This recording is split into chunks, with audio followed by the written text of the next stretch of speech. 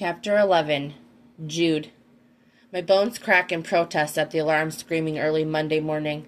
I pull my groggy ass from the twisted bed sheets. Only once I'm upright do I slam my hand down to shut the ungodly noise off. At the empty bed beside me, I huff. My palm chases away some of the grit in my tired eyes. Somehow, I'll have to extract Ash from Frankie's room without waking her up. The last thing I need is for her to discover me while I'm retrieving my dog like some fucking creep. I know it's technically supposed to be her first day at the sanctuary, but she can sleep as long as she needs. There are plenty of tasks to complete after the sun rises. But if she insists on catering to my dog's preferences, she'll swiftly learn we are sticklers for our routine. When you have to feed 15 dogs, things can get a little noisy if you're late to serving breakfast. This past week was an exception, one I don't want Ash or any of the pups getting used to. I file away the topic. Frankie and I can revisit my expectations when I bring her some breakfast once the sun is up. I change from my sleep clothes into a pair of well-worn jeans and a long-sleeve black Henley before donning a pair of thick, warm socks. It's not unusual for my morning to be spent outside, and it's still cold as fuck in Minnesota. I stumble into the ensuite to complete my morning tasks. After my hair is combed, both on my head and my beard, my teeth are brushed, a spritz of cologne finishes the routine, and I make my way into the dark hall. The smell of something cooking drags me down the stairs. I pause on the landing. 1, 2, 3. Fuck it. What in the hell are you doing? I crossed into the brightly lit kitchen with a scowl twisting my face. Holy crap! Frankie jumps, dropping a greasy spatula from her hand. The utensil clatters at her feet. She hastily bends to pick it up and rises with a scowl to match mine. You didn't have to sneak up on me like that. Her words bounce right off me. I'm too busy studying her appearance to reply. The messily twisted knot of hair on top of her head looks both wild and stylish, as does the oversized tee. My tee she wears hanging off one shoulder. The pair of blue jeans encasing her lower half hugs her tightly in all the right places. The only thing out of place is the purple plaster cast on her right arm. I lick my lips. I suppose I should be grateful her outfit is one appropriate for the work we do around here. What are you doing? I ask again, eyeing the pan sizzling on my stovetop. What does it look like? I'm making breakfast. It's 6 o'clock. And it's fucking early. I like to be on time for my first day of work. When I said you were working for me, I didn't mean you had to start first thing in the morning. Frankie turns her back on me to fiddle around with the stove. When she turns back, she holds out a steamy mug of coffee, and it's in my favorite cup. She extends the beverage to me. Why not? You start first thing in the morning, don't you? I take the peace offering with a grunt. I make you breakfast. I grunt around the rim, not giving the first shit when the liquid burns my tongue. Exactly. Plates clink loudly together as Frankie sets them beside the stove. Apparently, she's already been up long enough to investigate my kitchen cabinets. I wonder if she found the secret snack stash. You cooked for me every day last week. It's only right if I pull my fair share. No. She releases a frustrated grunt. Yes. I didn't ask you to stay here so that you could cook for me. And when I agreed to stay here, I wasn't asking for you to wait on me hand and foot, she fires back. A warmth pools in my stomach and a muscle clenches in my jaw. The sight of a woman, any woman, standing in my kitchen first thing in the morning cooking me breakfast is unfamiliar. One that's not entirely welcome. I don't know what to do with the situation I found myself in. What I do know is that I don't want to fight with her. Not this morning, not any fucking morning. I enjoy my peace and quiet, and this isn't it. With that thought, I drain my hot cup and loudly deposit it on the counter. Here, she turns around with the full plate in her hands. Eat some breakfast. It's the least I can do. I'm not hungry, I mutter and stride from the room, jogging down the steps to find my pack of dogs.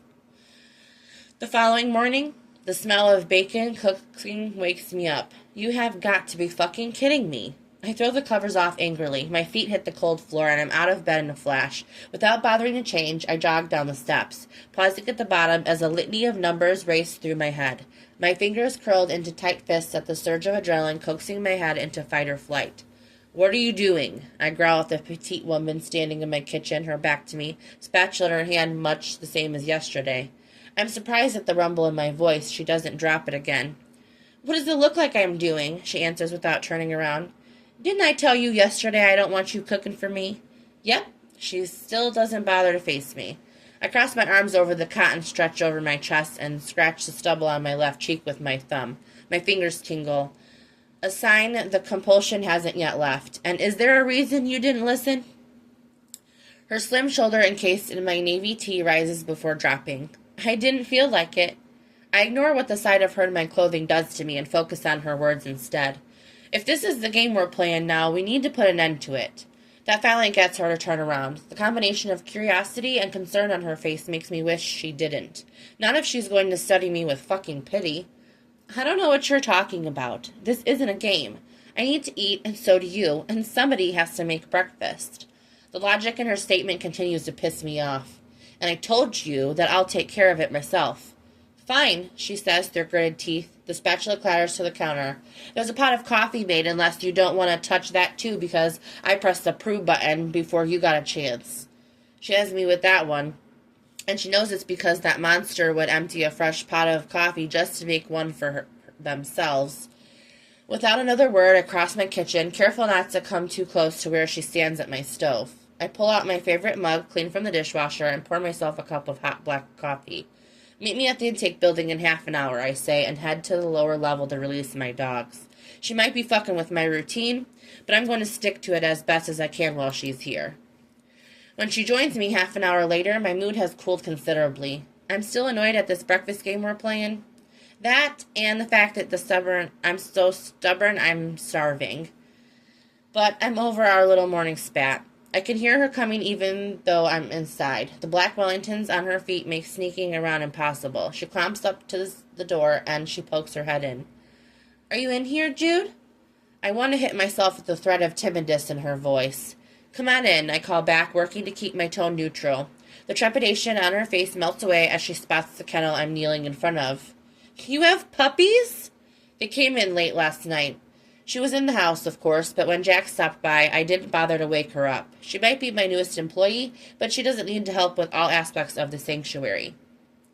She's only on the clock for about 6 hours a day. Any more than that doesn't feel right to me. You should have told me, she squeals.